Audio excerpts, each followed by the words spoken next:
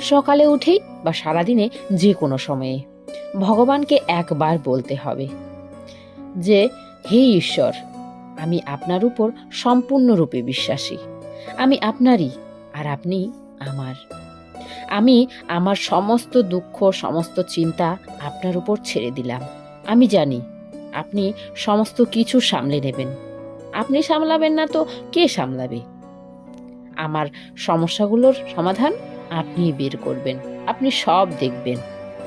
আমি জীবনভর আপনার ভক্তি করব, আপনার নামে ভালো কর্ম করব, আপনার জীবজন্তুগুলোকে সাহায্য করব, ক্ষুধার্তদের খাওয়াবো।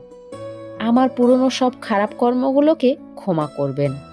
কোনো ভুল হয়ে গেলে সেটাকেও ক্ষমা করবেন। আমি জীবনভর ভালো কাজ করব।